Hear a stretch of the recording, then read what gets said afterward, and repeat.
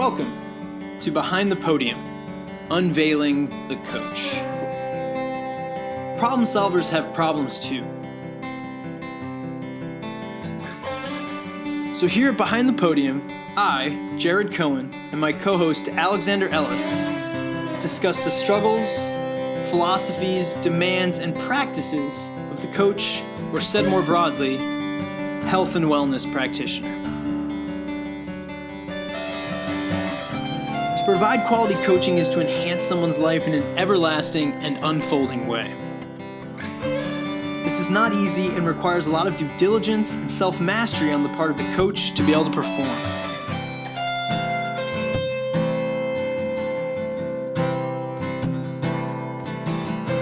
So without further ado, join us as we dig deeper into the depths of the coach's mind. Welcome back, or welcome to Behind the Podium, Unveiling the Coach. I am Jared Cohen with my partner in crime, Alexander Ellis. And today we go behind the podium with a coach, high school biology teacher, weightlifter, chef, author, mountain biker, soccer player, CrossFitter, podcaster, blogger, photographer, nutritionist, wife, cat lover, Twitter romancer, and Lord of the Rings fan. Specifically, this guest of ours is the creator of the critically acclaimed, widely popular, and OG paleo website, Stupid Easy Paleo. She is the published author of The Paleo Athlete, A Beginner's Guide to Real Food for Performance, and the Performance Paleo Cookbook, Recipes for Training Harder, Getting Stronger, and Gaining the Competitive Edge. Our guest today hosts her own podcast, Harder to Kill Radio, where she interviews experts in fitness, nutrition, and mindset about how to build unbreakable humans. Additionally, you can find her coaching weightlifting at CrossFit Fortius in San Diego, California.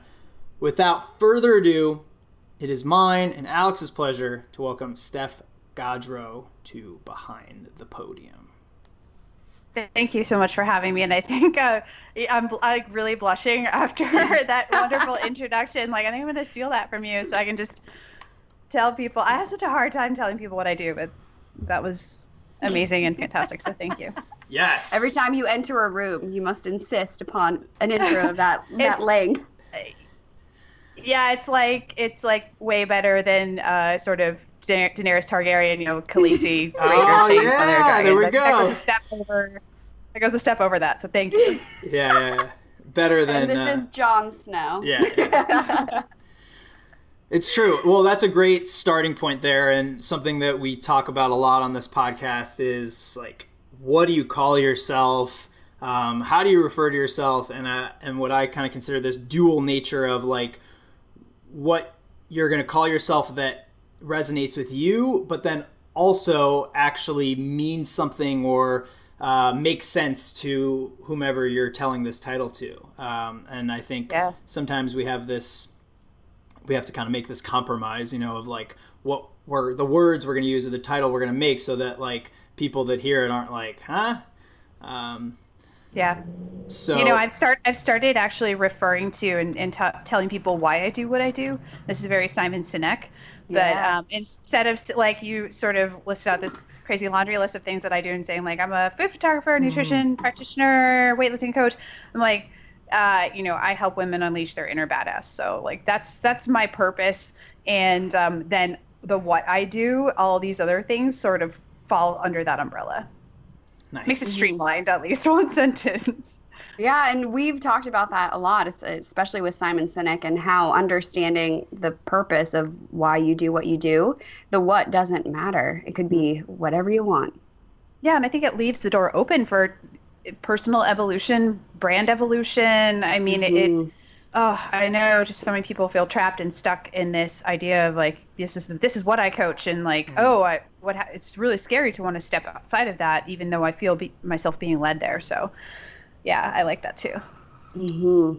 Yeah, I was taking a professional development seminar for my sports psych program this weekend, and the guy speaking was talking all about like the connection between your sports psychology degree and business, and he brought up the whole Simon Sinek thing, and one of the things I liked that he said, which was start getting in the habit of, instead of asking someone, what do you do? Ask them, why do you do what you do?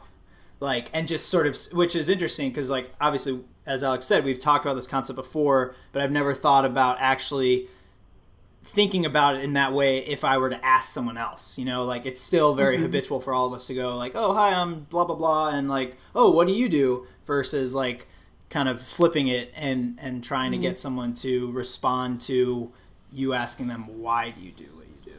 You know, I think for me, it's taken several years to sort of understand my own purpose and sort of where I fit into all of this and what I really am passionate about. And I actually did Simon's online course to figure out what, you know, to write down what my why was, because people would ask me like, well, why do you do what you do? And I'm like, I don't know. I mean, I want to help people, but that doesn't exactly capture the essence of why I get up every day and why I love doing this and why I love teaching. And so that course, I mean, just want to plug that really helped to make that very succinct into one sentence. And over the last year and a half, it's morphed a little bit, and now it's got more of my personality and stuff like that in there.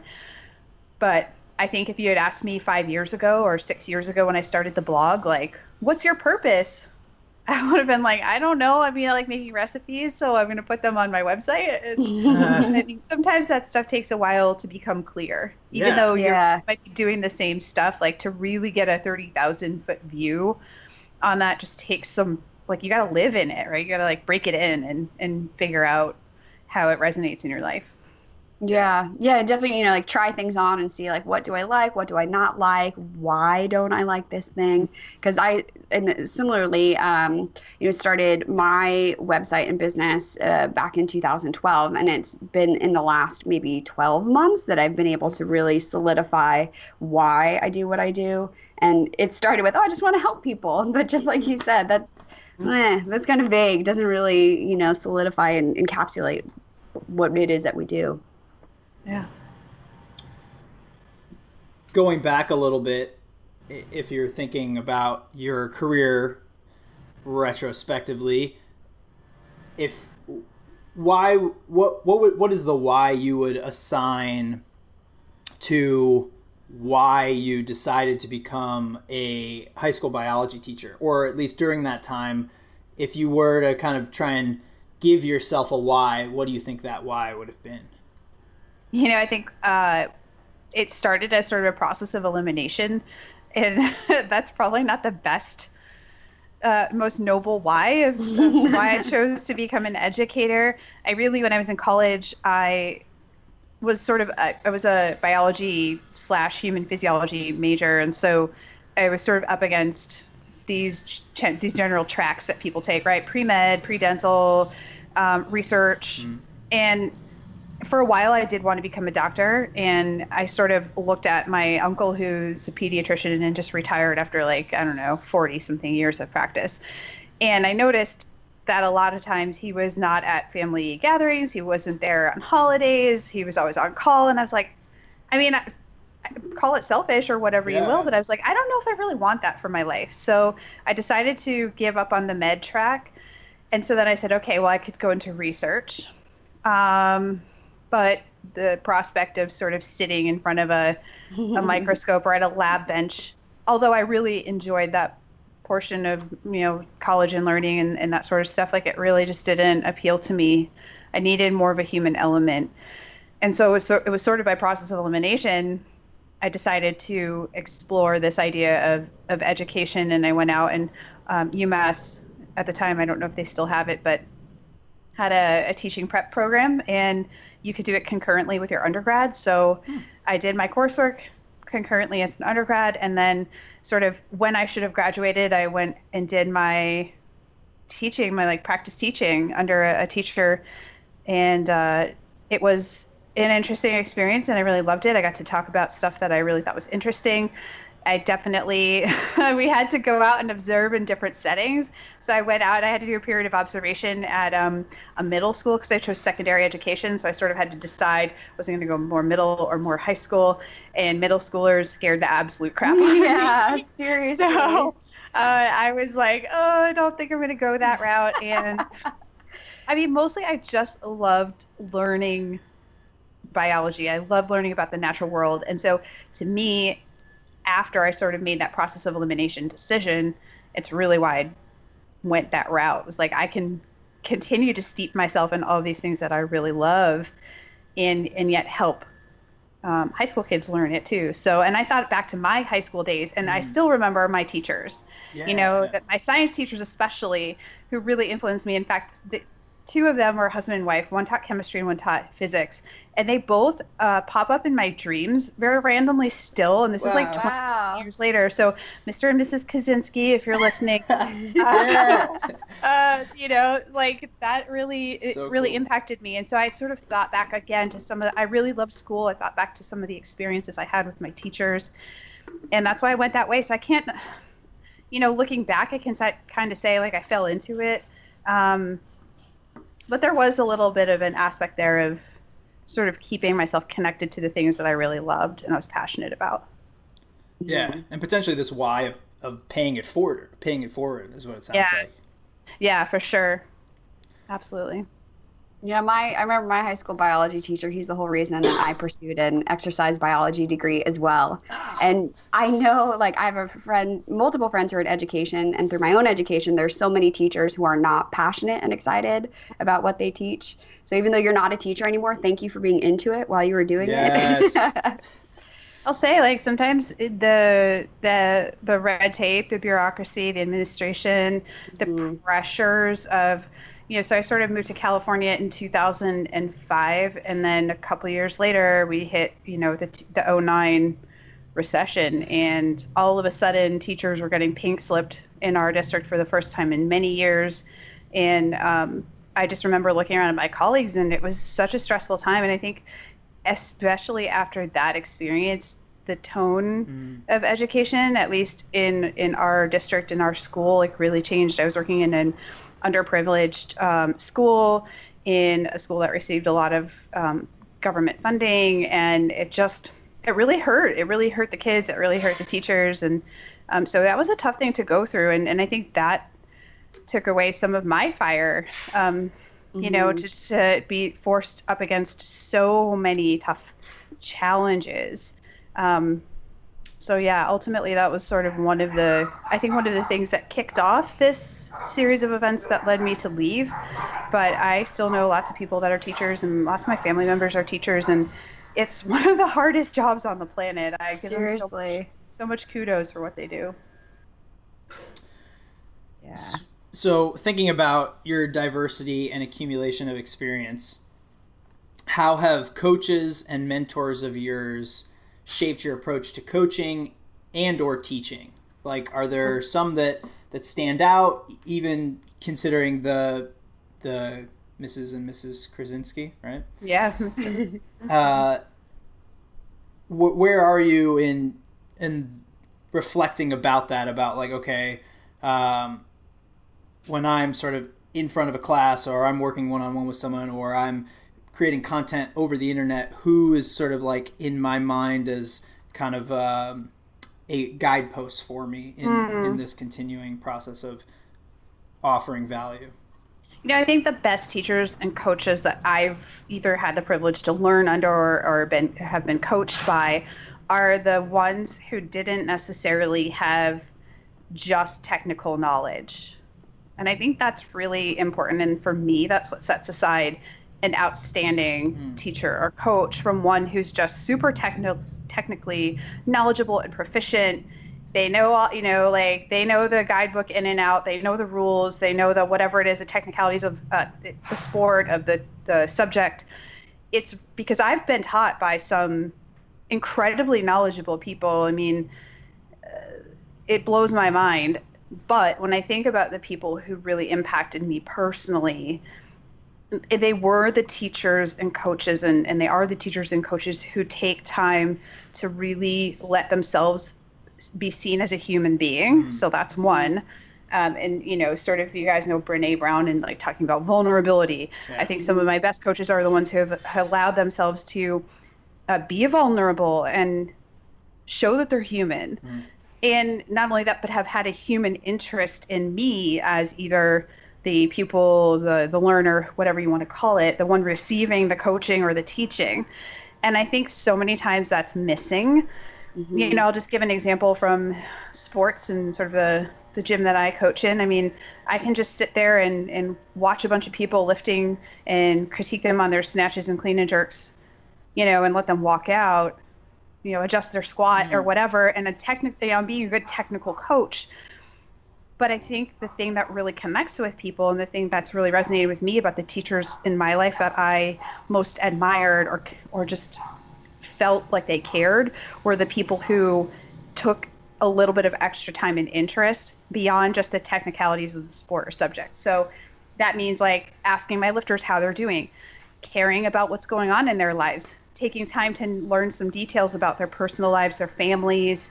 Like there's this one gal in our gym. I sat there and talked to her on Saturday about her family and learned all about how her grandfather came from the Philippines to Hawaii and like met her grandmother. And like, to me, that personal connection and taking that time is what really sets apart the people that I have resonated with. And so I try to do that as much as I can as a coach, as a teacher, somebody who's teaching nutrition and stuff like that online, is in my interactions with people. And it's very challenging over the internet, as you guys know. But to try to instill, to try to make myself available emotionally in other ways that aren't necessarily just like, here, I'm going to spit a bunch of technical knowledge and content at you.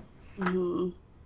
Fascinating. Yeah, there's so many people who can be the technical teacher, and even like you're saying, asking questions, but asking questions and actually listening. Mm-hmm. I think listening is a skill that is really missing from so many people. Yeah. And it's just, our world is we're so bombarded with information. The pace is so fast. We're always feeling like we're falling behind.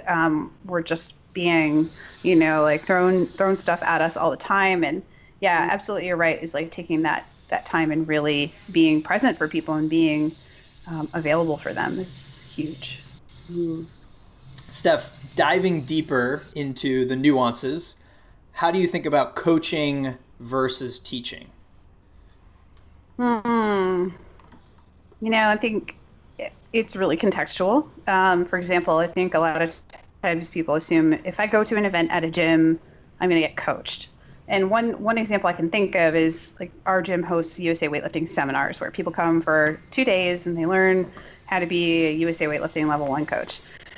I think in those situations, that's more of a teaching scenario because there's a pretty clear one-way flow of information. There's a distinct set of learning objectives, and for the most part, there isn't a huge amount of back and forth exchange of ideas. We're like, this is the way I coach the clean and jerk. Again, very sort of technical knowledge. So I think that is, in my mind, at least one of the things that separates sort of teaching from coaching. Teaching is sort of like, and this goes back to just sort of stuff I've learned in all my years of being classroom teachers. Like there's a difference between teaching and helping someone learn something too. Teaching is, as the sort of analogy goes, is like the filling of an empty vessel. You're like, let me pour this knowledge into your brain. And learning is more of a two-way interaction. It's more of a process. It's more focused on not just the like I'm going to bestow this knowledge on you, but like going through that process yourself and really sort of lighting the ember, like lighting the flame, if you will. And so that's sort of how I think about it too. If somebody's going to come in and learn how to be a weightlifter, again, like there's going to be a teaching part of that, but there's also going to be a coaching part of it. And in my mind, I see coaching a lot of the times as the non-physical aspects, like focusing on the emotional, the mental, the spiritual, even of what that person brings to the table, like the things that affect their ability to sit down and learn a subject in a classroom or, hit their 90% lifts for that day. I mean, there's going to be stuff that's not related directly to the physical state of their body, for example. And so I think a coach is going to take that stuff into consideration. I think coaching is going to be more of a two-way street. Coaching always works better when the other person's receptive to it. Like, you know, can you have that conversation? Can you have that back and forth flow of ideas? Can you have that openness in that sort of relationship versus I'm just going to like show up for an hour. I'm going to teach you this very technical knowledge and you're going to leave and we may not see each other again. Or, you know, I just want to be the sage on the stage, right? If you will. Yeah. And love here's that. All the things that I'm going to tell you and you're just going to like it. And that's that. So yeah, I think it's very nuanced and it really depends on what's going on with the people who are involved in that relationship. I like that added distinction as well that you mentioned from your educator days, learning versus teaching, and even knowing as a teacher, like, okay, I'm going to give this lecture on this thing, but let's be honest with myself. How much is this going to sink in before I have to do some more interactive components for this to resonate? Oh, absolutely. I mean, I always tried when I was teaching chemistry and biology, like, always tried to have, I'm a very visual learner as it is. So for me, hearing words it doesn't actually sink in very well. Not a very good auditory learner. So I was always trying to bring in like little demonstrations and other ways of explaining things. And especially in chemistry where so much of the stuff is not tangible. Yeah. I mean, we're talking about atoms and I'm sorry, but your frontal lobe and like your sort of ability for abstract thought isn't fully developed until you're almost 25. In most cases. Right. And yet we're expecting 15-year-olds to be able to conceptualize the level of the atom. I mean, come on, like that's where I bring like water balloons and like, I don't know, all sorts of stuff to just try to make it visual in some way and not as abstract. Yeah, really. I mean, there's even stuff in weightlifting.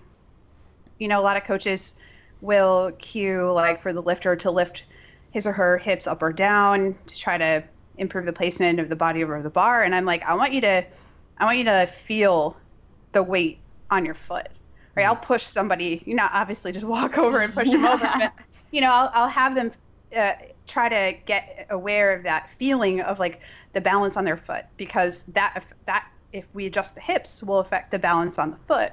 So I'm always trying to make it as concrete as possible and look for different opportunities for just teaching things in different ways.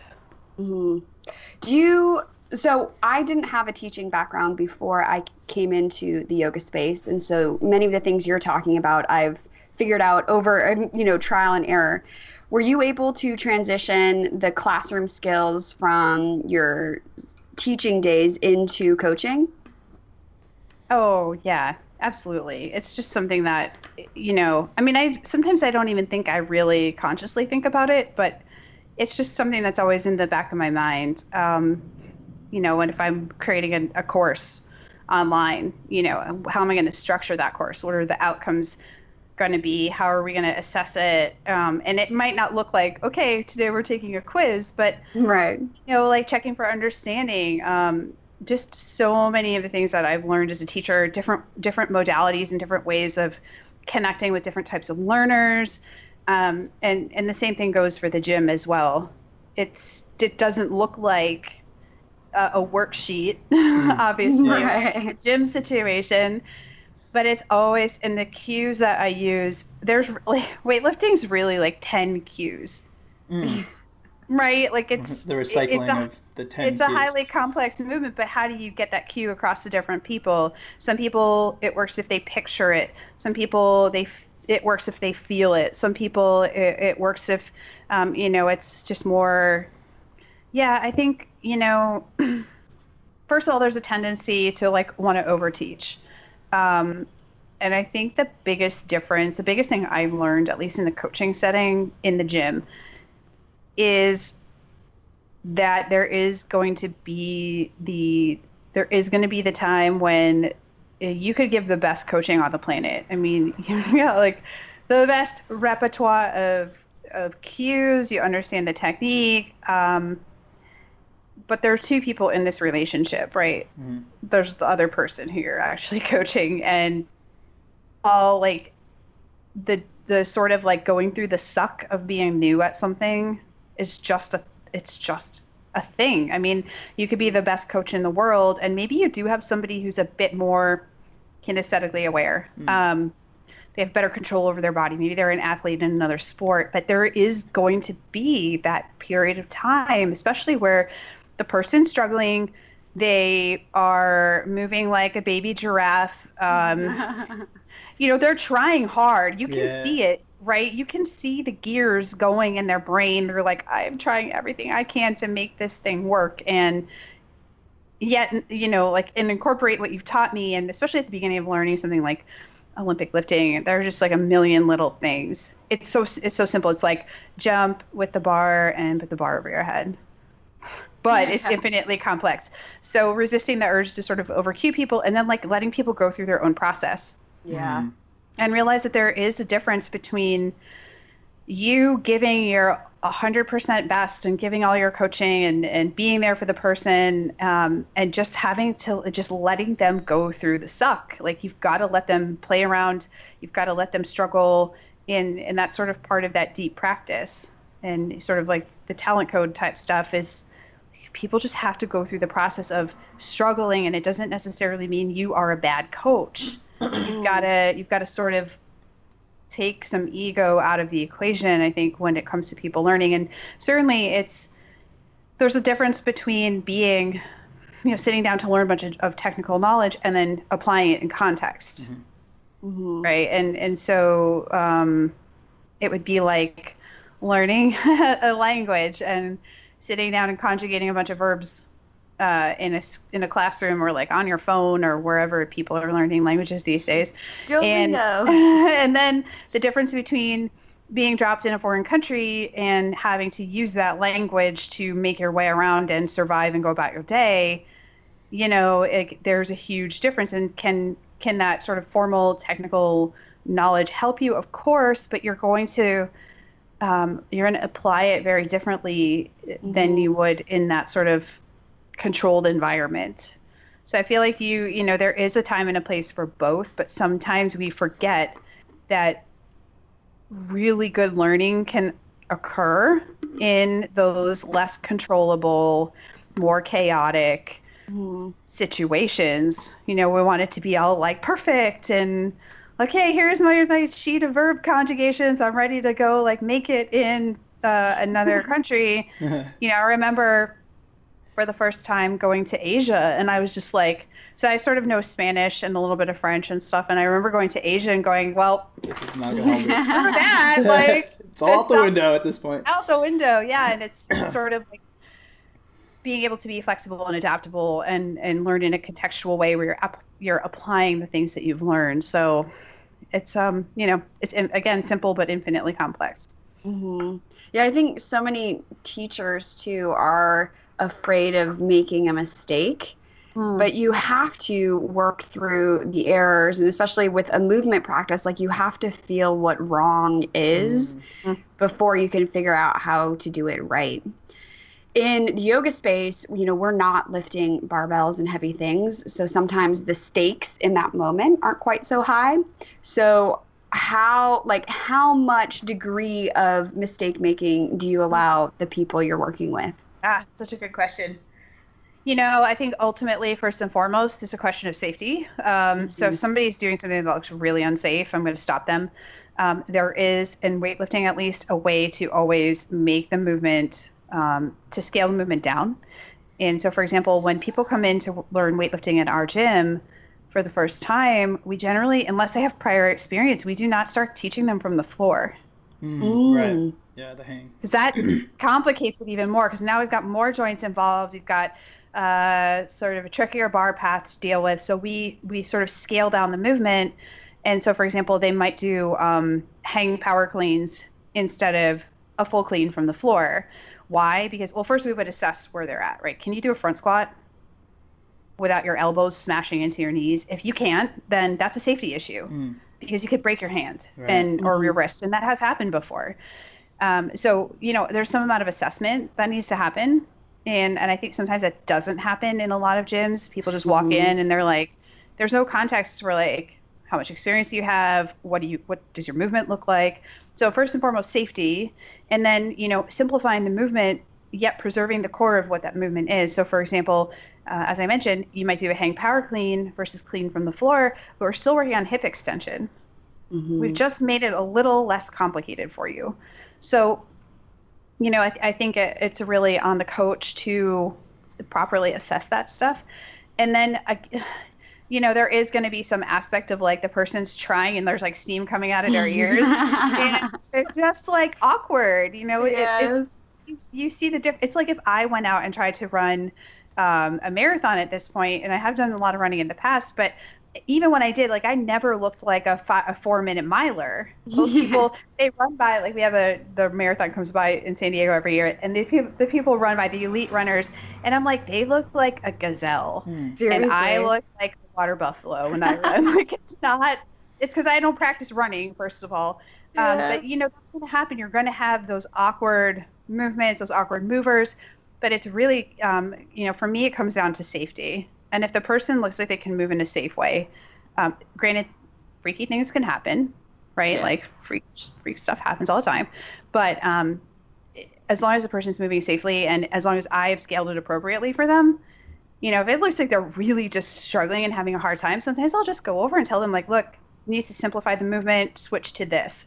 Or today is not the day to snatch because you're tired, right? What did you do this week? Oh, I already maxed out like this lift and that lift. I didn't get much sleep last night. I haven't been eating well. Life is really busy and stressful. Okay, well, today might not be the day to go for a 1 rep max snatch. How about we squat instead, right? So we call it, my husband calls it getting a bigger board. It's, it's like a surfing term, but, on the days where like you want to take the short board out and get technical and fancy with it, simplify, right? Get that bigger board out, just cruise and still find a movement that you can do that day. But if the technique and the technical stuff isn't working like that, I honestly feel like, and I do this to my lifters, I'm like, you know what, today's not the day. And I think the good coach is going to be sometimes the one who speaks up and has a less popular opinion. Because sometimes our lifters, and this is just true of, I think, anybody in the gym, just wants to like get the workout done. Right. And coach sometimes has to be the voice of reason that reflects back what they're actually seeing. Because even myself as a lifter, I know when something feels off. Can I always cue myself to fix it? No. Right. That's why, for me, as a coach, having a coach is really important. So, I think those are some of the things that go into it, for me, at least in my decision-making process. Yeah. And I think even more, which you already alluded to, but more than just the principle of safety is you're setting up the circumstances that makes it more likely that they're going to succeed and get the value out of that which they're going to do.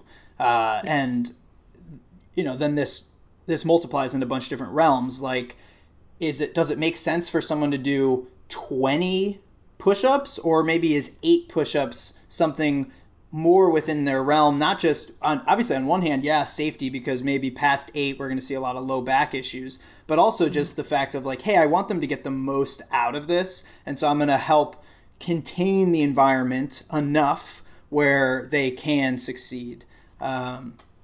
Which sure. I think those two really go hand in hand, just like the same way we might say that, hey, we're going to move this way that is, one, going to keep you safe, but two, it's going to allow you to produce more force. That's why coaching is an art. It's a science and an art. I mean, you can create a lifting program for somebody that's like the best sequenced, microcycles and volume that's appropriate and whatever. And then the person comes in that day and they're a wreck. Well, what are you going to do about that? You're going to like tell them, well, hey, too bad. You're supposed to do 85% today. And, the lifters, they're not performing up to that level for whatever reason. And again, it's remembering that we get stronger outside of the gym. We get stronger when we recover. Obviously, we need a stimulus to help us get to that point. But one day is like, or if the person's just burnt out, like, don't keep pushing them through to finish the training plan. I mean, you've got to make those adjustments and be be flexible and sort of make adjustments on the fly. And I think that's where a lot of people fail when it comes to self-coaching. So, Right. I would say if you have big goals and you want to achieve something, like getting a coach doesn't mean you're a failure. It just means you have another set of eyes to observe you and help you make adjustments in the process and hopefully get you to reaching that goal a little bit quicker. Direction, feedback, and support. Yes, very good. Well, I want to shift gears a little bit and talk about your experience being a fellow podcaster. Oh, yeah. So you've interviewed over 50 thought leaders on your podcast. What have been the common denominators between guests? I think it's really interesting. So I always ask people what is, in their opinion, is the most important ingredient in building unbreakable humans. It's sort of the sub-theme of the show. And almost across the board, people refer to issues of mindset or heart in some way. And it's funny because I think people who are new to the show as listeners are like, oh, they're going to say you have to like squat heavy every week, or you have to like eat paleo or whatever it is. And it almost always boils down to this sort of idea of compassion for self, following your heart and being true to who you are, belief in self. Like there is so much of it centers around those themes. And I think that that's really cool that there are people from so many different industries and areas of health and fitness. And, we spend so much time with the technicalities of stuff like, oh, okay, how many carbs should I eat? And, how many times a week should I train? And that's what people think they want. But really, and this is one of the reasons why I have a mindset program, is I could give you the most optimal diet and the most optimal fitness plan. And if you constantly self-sabotage and don't follow through, like, first of all, what do you really want to accomplish? What are your goals? What's driving you? What's your purpose? What are your habits like? What keeps getting in your way? How do you overcome negative self-talk? Like, there's so much that's overarching to that. And so I think a lot of my guests, they may have things that they do that's very very niche down, like I'm a yoga instructor. Right. I deal with, naturopathic medicine or whatever it is. And, that's a theme that sort of runs through what everybody deals with. And the other thing is that, I've had a lot of really successful people on the show. I mean, these are like famous people even. And I think the thing that is a common thread is that they've all experienced failure. They've all, sort of, again, opened themselves up to being vulnerable, and instead of being like the guru on the pedestal, right. A lot of them are very open and honest about their own challenges and things they struggle with and the journeys that they've been on. And I think that is the type of person that I'm really interested in talking to. I'm like, you're a real person underneath this fancy, successful business that you have. And it's probably not the first business you've attempted, or you've probably made lots of mistakes along the way, and you're willing to try new things. You're willing to make yourself open to failure. And you're underneath all of that, you're still real. You're just a real person. You might have a passion, but, and that's become your business. But at the end of the day, like, we're all human and we all have such similar experiences. Like, there's just so many things with the human experience that we think we're the only one. Yeah. We all sit down alone. We all sit down in a room and kind of, we're willing to get a little bit more open and honest. We're like, oh, okay, I'm not the only one who struggles with this or deals with this thing or has doubts about myself or whatever. So I think that's another sort of common theme that runs through the guests that I've had on the show. Yeah, I'm just thinking too, like, lifestyle change. People always say like, oh, changing your diet is so hard. I'm like, no, that's the easy part. But changing the conversation you have with yourself about, whatever that is, like, that's the work. That's the everyday, mental work to keep moving forward on whatever it is that you do. Yeah, absolutely. I mean, the thing is that we, I say we, like, collectively want to get to a point where the nutrition's dialed. We never have to think about it again. We've got the perfect fitness plan. We never have to think about that again. We just go automatic mode and just implement, right? And we think that's the ultimate, like that's the pinnacle of success when it comes to that stuff. And really, life is going to keep changing around us. We're going to keep changing as people. And so it's really learning a lot about yourself, but being flexible and being fluid. And I think that's where we get it wrong a lot as people, and just sort of practitioners and stuff, is like, we want people to get to this point. But, a lot of people come to the website and they're like, oh, I'm frustrated because I went paleo and I lost like 8 pounds in 3 weeks, and then it's tapered off. Stopped, yeah. What do I do? And I'm like, you got the rest of your life. Yeah. Like, Yeah. in a rush for. And I get it. Like, people want to see results and we need to keep them motivated and keep moving forward. However, there's this aspect of like time, and it's a very Western, like time is very linear, it's a very Western concept, Right. versus time is very cyclical, which is more of an Eastern concept. Like, everything comes back around. Like, we've got time. We haven't missed the opportunities. And I think people are just like, if I get to that weight loss goal, like everything is going to be solved in my life. Right. And the reality is that it usually opens up other problems that they didn't expect and other challenges. Or they get to that point and they've actually hit the goal and they're like, well, now what? Yeah. I got to keep this up. Like, oh man, that's even harder. Like, now I've got this big thing that I've got to keep going. And so, I think having a little bit of grace and saying like, this is a lifelong process, and it doesn't mean we're going to go hard all the time, but there is no date on the calendar. It's just showing up every day and doing the best you can. Mm-hmm. Yeah, one of the things I've been thinking about within sports psychology and mindset coaching is that mental toughness is kind of a misnomer, whereas really what we want to be coaching is, as you mentioned, psychological flexibility. That there doesn't need to be this assumption or achieved state of just like burrowing through everything. That rather we want the ability for fluctuation and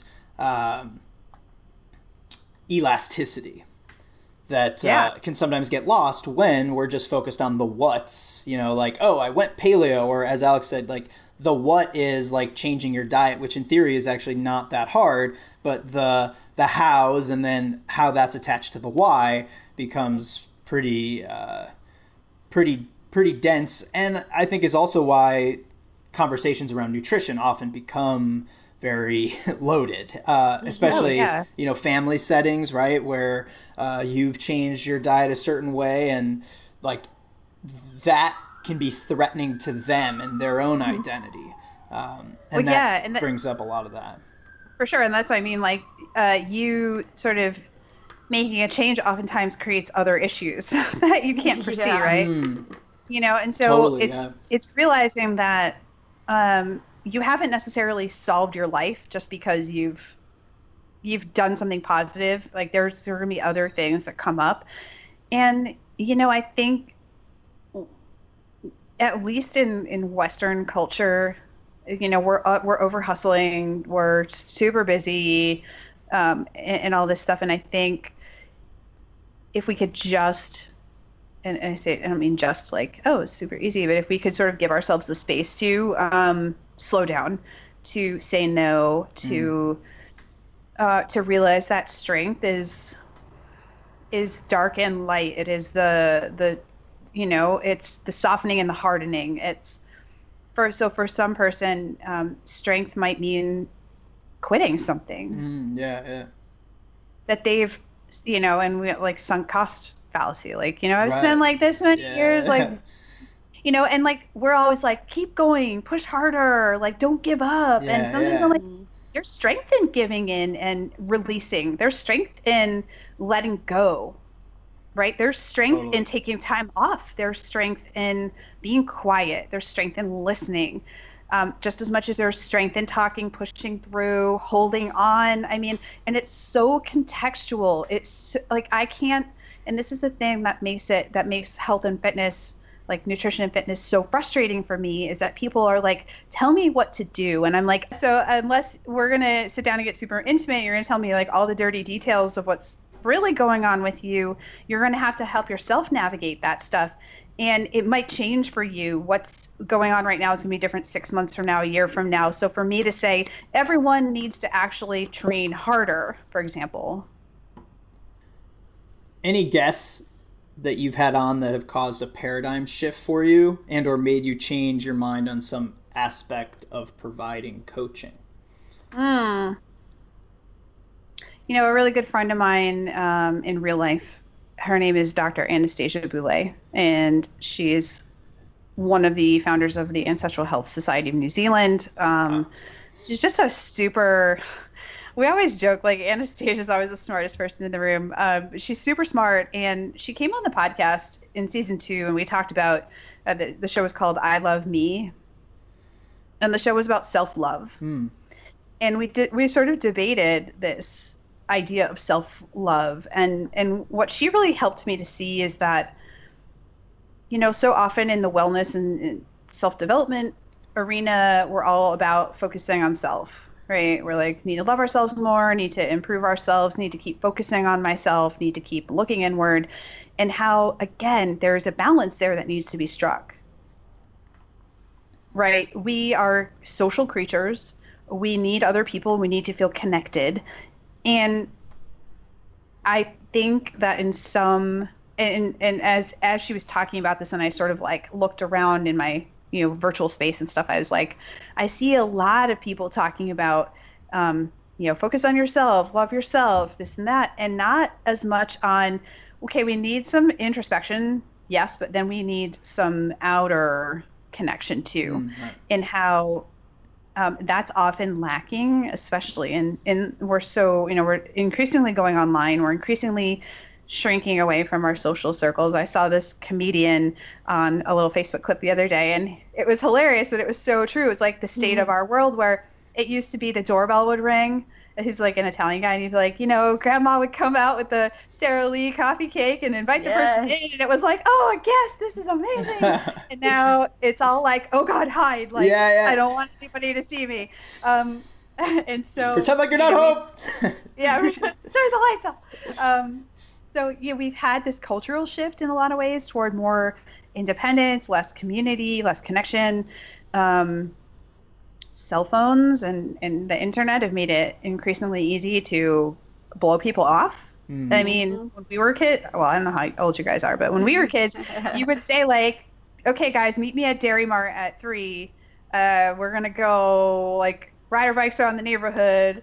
And like, you either called their house and canceled on them, or like you showed up, right? Right. Like, and you were a jerk. So, social media has made it really easy for us to overcommit and yet underconnect. And, I don't want to go into a whole rant on that, but I think one of the things that her discussion with me on that podcast helped to see, and I think people were really offended at first by like, oh, but self-love, we all need more self-love. And it's like, we shouldn't be treating ourselves like crap. Right. However, one of the best ways to sort of get outside of that cycle is to connect with other people, whether it's through volunteering your time, like random acts of kindness, I think are some of the easiest ways. And sometimes some like completely, they can be completely anonymous ways of making yourself feel amazing, because you've done something for someone else. And I think that stuff can't be understated. So do we need to stop treating ourselves like absolute garbage? Yes, but just focusing on self isn't going to be necessarily the way out. We need some outward thinking and outward reaching too. And yet sometimes some people need a little bit more introspection. So again, it depends on the person and where they're at. And I think that's why getting really clear about what one's values are, what we really want or what we don't want. Sometimes it's hard to say what we do want, but it's like, I know what I don't want. I don't want That's the other sure. thing. Yeah. I think that's a really important part of the equation that we, as a society, as a culture, don't oftentimes stop and consider before we overcommit, before we say we're going to do all these things, and then we're left feeling like there's a disconnect. Mm-hmm. It's funny what you're saying too about social media, how it lets us blow people off. Because, I mean, my first cell phone, I think we got when I was 12, and I shared it with my brother, and you had to pay like 50 cents per text, you know? Yeah. And you're right. Like when you said you were going to be somewhere, you were there, and you weren't committed to something every 12 seconds of the day. And I have a friend who has teenage boys, and as a punishment, she, you know, confiscated the phone. And he was like, well, how am I going to tell my friends where we're going to meet for school tomorrow and where we're going to meet up at lunch? And I was just like, we just showed up. I don't understand people these days. But it's like technology is super convenient and awesome, and yet we let ourselves get so sucked into it that we forget like about people and human connection, just like you're saying. All right, so in the interest of time, similar to you, we have a final rapid fire section. So we'll shoot some off, and you don't have to be too cognizant of how long your answers are. It's more of me throwing questions at you back to back. Okay. All right, so as a coach, 2 parts. What gives you the biggest payoff, and then what worries you the most? Seeing somebody like get it, like the light bulb moment. And what worries me is somebody is going to hurt themselves when I'm coaching. Yes. Any topic, fitness, nutrition, psychology related, that has you most on the fence in your current practice? Ooh. Cardio. Oh, yeah, that's good. What is your biggest coaching pet peeve? Oh, God, we don't have enough time for that answer. Biggest coaching pet peeve is probably when people are just like preaching from their ivory tower and they have no actual real experience in that sport, whether it's learning the movements. I mean, I don't expect people who are like Olympians, but like when you have actually you don't even know what you're talking about. Particularly true of like internet weightlifting coaches, I would say. Yes. Yeah. Lastly, what does it mean to you to practice what you preach? You know, I really try very hard to walk the talk. And it doesn't mean that I don't struggle and I don't have my days. But to me, it means everything, because doing my best to do what I say and actually be that example means that I have integrity. And, you know, I know there are so many people out online in the online business who are like, do this and use this product. And then like behind closed doors, they don't do any of that and they don't believe in it and it's not in their heart. And I think there's a difference between trying to show up and do your best and then like outright not doing that thing and saying everybody else should do it instead. So to me, it means everything. It's all about at the end of the day having integrity and being able to step up and say like, I've stuck to my values as much as possible, and you know, I'm trying to be a leader and not just say like, all right, you guys go do this stuff, and like over here, like it's just gonna be like wine and chocolate and whatever all day long. It's like a giant party, and you know, there's certainly a time and a place for celebrations and stuff, but I think when there's a huge disconnect between what people say and what they do, it's usually for people who are very perceptive and intuitive, they pick up on that. Yeah. And I think it'd be pretty obvious to a lot of folks that person's living and operating from a place where there is absolutely no integrity. Mm-hmm. So true. Awesome. Well, thank you so much for talking with us today. It has been so awesome and refreshing, and I so appreciate your time. Where can people find you on the internet and hang out with you, even though we just talked about trying to get off the internet? You can find me, probably the easiest place is my website, which is stupideasypaleo.com. Okay, cool. Yeah. And we'll link to everything we spoke of in the show notes and all the references over at behindthepodiumpodcast.com. And for those of you listening, we'd so appreciate if you would hop on to iTunes or Stitcher, wherever you listen, and leave a review or share with somebody who needs to listen to today's episode, and put the phone down for maybe 2 minutes. Thank you again, Steph. Until next time. Bye. Hey guys, thanks for listening to Behind the Podium, Unveiling the Coach. If you have enjoyed what you listened to, head over to iTunes and leave us a review. More information on each episode and the podcast in general can be found at behindthepodiumpodcast.com. We'll catch you next time.